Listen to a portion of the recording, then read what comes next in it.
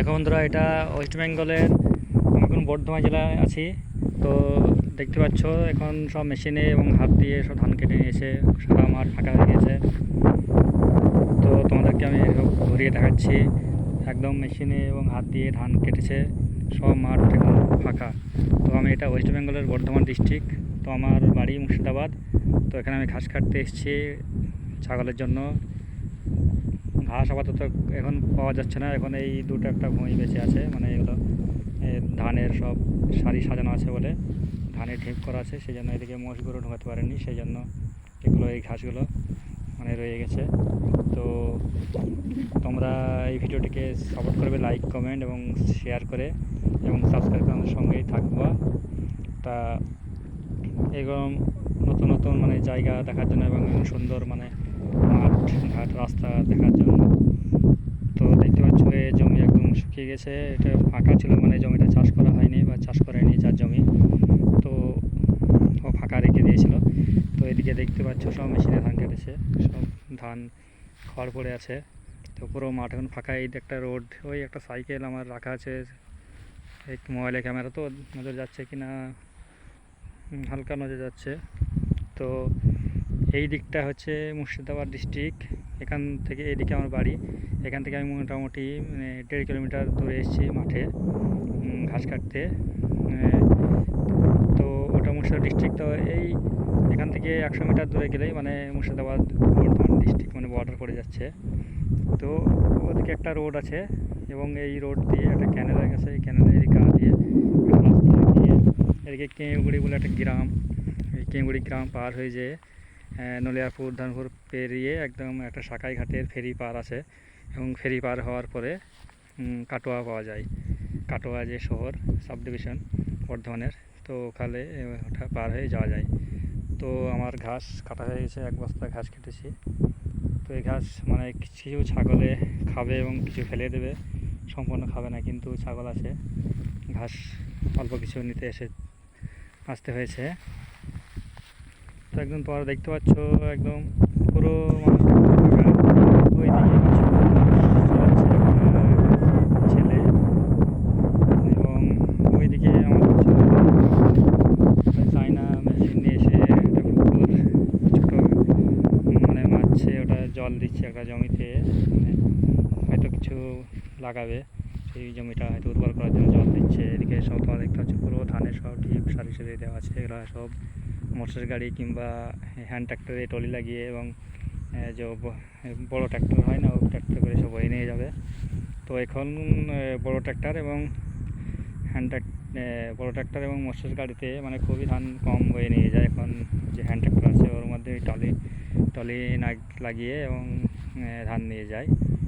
এবং যে যারা হয়তো মেশিনে ধান কাটে, সেই ধানগুলো মেশিনে কাটার পরে যে ধানটা বের হয়, সেই ধান বের হওয়ার পরে যে ধানগুলো সেগুলো বড়ো ট্র্যাক্টরে টলিতে করে নিয়ে যায়।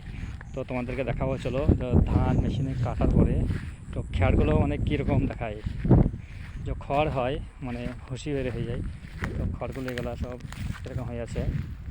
তো তোমার দেখতে পাচ্ছ আমার ছায়াটা দেখাচ্ছে, তো এই খড় প্রচুর পড়ে আছে। তো কিছু কিছু মানুষ মানে ছেলে পেলে এদিকে এসে এটা ধানে মানে খড়ে আগুন লাগিয়ে দেয়, সেটা ভুল করে, মানে আশেপাশে যদি ধান থাকে পুরো মাঠ একদম জ্বলে যাবে, এবং সরকার থেকে এটা দণ্ডনীয় অপরাধ, মানে এটা নিয়ম নাই, এটা ইললিগ্যাল, আগুন দেওয়া নিষেধ। তা তোমরা দেখতেছো পুরো মাঠ একদম মানে ফাঁকা, মেশিনে ধান কেটেছে, এবং হাতে যেগুলো কেটেছে সেগুলো সারি করা আছে, ঢিপ দেওয়া আছে, ধানের গাঁড় বলা হয় আমাদের দিকে। তোমাদের কোথায় কী বলা হয় সেটা কমেন্টের মাধ্যমে তোমরা জানাবে, এবং এই চ্যানেলটিকে সাবস্ক্রাইব করে পাশে থাকা বেল বাটনটি অন করে দিয়ে আমার সঙ্গেই থাকবা এরকম মানে ভিডিও পাওয়ার জন্য। তো ওই একটা বন দেখা যাচ্ছে, মানে কিছু জঙ্গল, তো ওখানে অনেক আগে একটা ইট ভাটা ছিল, আজ থেকে অনেক আগে, মানে আমাদের তখন জন্মই হয়নি, হয়তো আমরা অনেক ছোটো থেকে দেখে আসছি, ওখানে ইট পড়েছিল, ইট ভাটা বাংলা ইট হয়, ওই ইট তৈরি করা হয়েছিল, তখন জঙ্গল হয়ে গেছে। তো ওটা ওই রকমই জঙ্গল, মানে ওটা কোনো সাফ করেনি, সাফ করলে ওটার জমি পাওয়া যাবে, জমি হয়ে যাবে, ধান চাষ করা হবে, কিন্তু ওটা যার জমি কিসের জন্য সাফ করা হয়নি সেটা জানি না। অনেক হয়তো কুসংস্কার থাকে যে এখানে কোনো কোনো কিছু আছে, হয়তো মানে কোনো দেবতা কোনো কিছু আছে এখানে, সেই জন্য মানে এটা গাছপালা কাটবো না, এরকম মনে অনেকজনের সমস্যাটা মনে আসে। তো যার জমি সেটাও দেখে লেগে সেটা আপনাদেরকে আমি যাচ্ছি না। তা তোমরা দেখতে পাচ্ছ ওইখানে একটা বক যাচ্ছে, এটা বকটা মানে কিছু খাবার খোঁজ করছে। তো এখন সব ফাঁকা মাঠ, যা হোক বকটা খাবার কিছু পাবে। তো এই যে তোমরা ক্যানেলে দেখতে পাচ্ছ একটা টোটো যাচ্ছে, টোটো গাড়ি। ওই টোটোটা দেখলে তোমরা বুঝতে পারবে হ্যাঁ যে এইদিকে রোডটা আছে। তো এই রোডটা তোমার যে টোটোটা আসছে না, এই টোটোটা আপনার ওটা ওই কান্দি এবং কান্দি রোড মানে ওখান থেকে সালাদ যাওয়া হয়, বহরমপুর যাওয়া হয়, রোডটা থেকে এই ক্যানেলের গায়ে গিয়ে রোডটা এসছে এবং এসে এখানে কেউগুড়ির সাথে মানে যুক্ত হয়েছে। ক্যানেল আছে, ওই ক্যানেল ধারে ধারে এই যে টোটোটা যাচ্ছে, এই টোটোটা মানে কেউগুড়ি থেকে যাচ্ছে। কেউগুড়ির দিকে কেউগুড়ি পেরিয়ে একটা ওটা ওদিকে একটা প্রধানমন্ত্রী সড়ক আছে। তো ওইদিকে যাওয়ার পরে একদম তোমার ওটা সড়কটা প্রধানমন্ত্রী নয়, হয়তো আমরা জানি যে প্রধানমন্ত্রী, কিন্তু মনে হয় যেন রাজ্য সড়কের সড়ক। তো ওটা একদম সাকাই ঘাট বলে একটা ওটা ফেরি আছে বলে পার হয়ে ওটা কাটোয়া মানে পাওয়া যায়। তো কাটোয়া খুব ভালো শহর, ভালো একটা সিটি। তোমরা যদি কাটোয়া গিয়ে থাকো অবশ্যই কমেন্টের মাধ্যমে জানাবে। এই যে পাটপটি একটা ইঞ্জিন চালিত একটা রিক্সা মানে পাটপটি যাচ্ছে, এটা মুর্শিদাবাদ যাচ্ছে। তো এই পাটপটিটা এই যে তোমরা দেখতেছো এইটাই মানে এটা মুর্শিদাবাদ এবং বর্ধমানের মধ্যে বর্ডার পড়ে যাচ্ছে, এই পাটপটি চলে যাচ্ছে ওখানেই। ঠিক আছে, তো এই যে একটা মোটর সাইকেল চলে যাচ্ছে, এটা মুর্শিদাবাদের এখন বর্ধমানে আছে। তবে এই এবার হ্যাঁ এটা হয়তো এবার মুর্শিদাবাদে ঢুকে পড়লে এরকম একটা বর্ডার। আমি এটা এমন পজিশনে আছি, এখানে বর্ধমান এবং মুর্শিদাবাদের বর্ডার। তো এখানে আমার মুখটা দেখাতে পারছি না, কেননা এটা মোবাইল, তো এটা ব্লগের মানে এটা ক্যামেরা আলাদা হয়, সেটা কিনে নিয়ে একটা ছোটো চ্যানেল তো। এবং আমার যদি সহকর্মী থাকতো ক্যামেরাম্যান হিসাবে তাহলে আমাকে দেখতে পাওয়া যেত। তো চ্যানেলটিকে সাবস্ক্রাইব করে এবং ভিডিওটি ওয়াচ করে তোমরা আমার সঙ্গেই থাকবা, তাহলে আমি পরবর্তীতে চ্যানেলটা অনেক আগে যেতে পারবো এবং ভালো ক্যামেরা কিনে অনেক ভিডিও নিত্য নতুন জায়গা করে থাকবো এবং তোমাদেরকে দেখানোর জন্যই। একদম তোমরা দেখতে পাচ্ছ পুরো মাঠ একদম ফাঁকা করে দিয়েছে একদম কেটে মেশিনে। তো এই যে এখন মেশিনে ধান কেটেছে, তো এটাই একটা সমস্যা, হতে পারে একটা সমস্যা হয়েছে কি মানুষের মানে যে রোজগার, ঠিক আছে, যে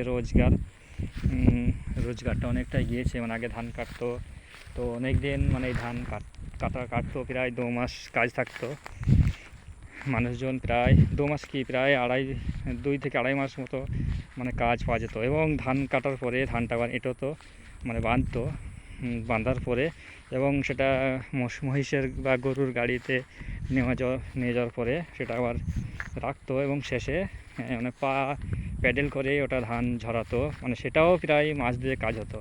তাই এদিক ওদিক করে এই বর্ষার ধানটা প্রায় মাস 3 মানে মানুষ কাজ পেত, কিন্তু সেই কাজ এখন আর পায় না।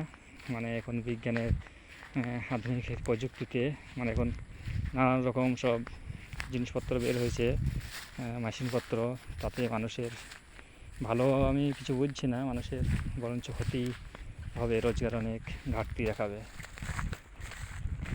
তো তোমরা দেখতে পাচ্ছ এটা হচ্ছে হাতে ধান কেটেছে, হাতে ধান কাটার পর এটানোর পর মানে ধানটা বাঁধার পরে এরকম জড়ো করে রেখে দিয়েছে এইদিকে একটা এবং এদিকে এরকম রেখেছে এবং এখানে ফাঁকা রেখেছে, এদিকে গরুর গাড়ি কিংবা বড় ট্রাক্টর কিংবা হ্যান্ড ট্রাক্টর ঢুকে ধানটা চাপা হবে এবং বাড়ি নিয়ে যাবে।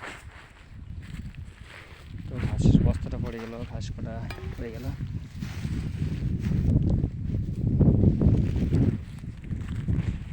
তো চলো আমি বাড়ি চলে যাব। তো এটা দেখতে পাচ্ছ এই জমিটাই মানে ধান লাগায়নি, তো ধান লাগানো না কারণে একদম কী সব লতাপাতা গাছ হয়ে গেছে, একদম জঙ্গল হয়ে গেছে একদম। এগুলা দেখছি কিছু সব কেটেছে, হ্যাঁ এটা হয়তো জ্বালানি করার জন্য মানে এটা পোড়াবার জন্য, রান্নার কাজে ব্যবহৃত করার জন্য এটা জ্বালানি হিসাবে ব্যবহার করবে, সেই জন্য অনেকটা দেখছি কেটে নিয়েছে, পুরো জমিটা করে ফাঁকা। তো এগুলো মনে হয় যেন কোনো ধনী লোকদের জমি, তাদের দরকার নেই মানে ধান লাগানোর, সেই জন্য লাগায়নি। তো এগুলো অনেকটাই লস, ধান হয়নি। এবং যে গত বছর দিনে মানে পেছনের দিকে মানে 3 বছর বর্ষা একদম ছিল না, এই বছর বেশ বর্ষা হয়েছে, এই জন্য ধানটা হয়েছে।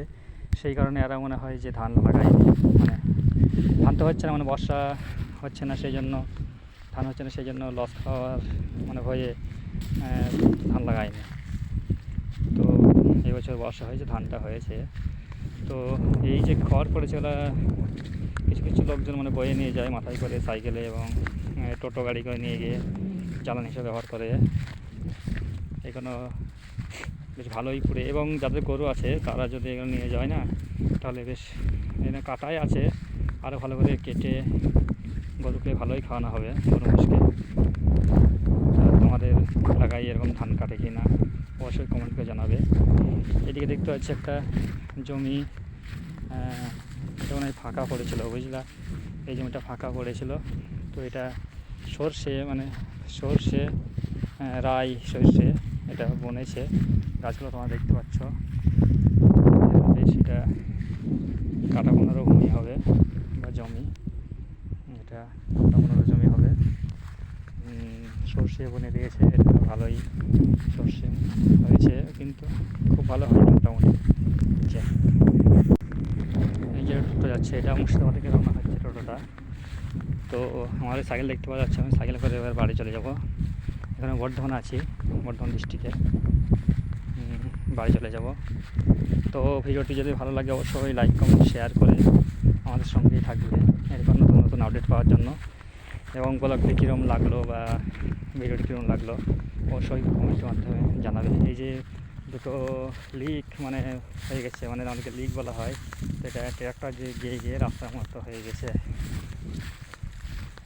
তো এটা এদিকে ট্র্যাক্টর উঠেছে, তো আমি চলে এলাম ঘাস কেটে একদম রাস্তার মধ্যে। এই যে রাস্তা দেখতে পাওয়া যাচ্ছে, এটা ওই মেন রাস্তা থেকে সেই সংযোগ হয়েছে।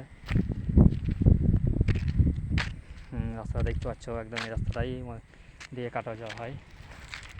এই দিক থেকে মুর্শিদাবাদ থেকে সংযোগ, মুর্শিদাবাদ থেকে রাস্তা আসছে, রাস্তাটা এসে এদিকে বর্ধমানের সাথে যুক্ত হয়েছে। এদিকে একদম এই রাস্তা ধরে শাখায় ঘাটে ফিরে পার হয়ে একদম কাটা যাওয়া হয়। তো ভিডিওটি এখানেই শেষ করলাম। আগামী ভিডিও দেখার জন্য তোমাদেরকে অনেক অনেক আমন্ত্রণ রইল। তো চলো আজকের মতো ভিডিওটি শেষ করলাম।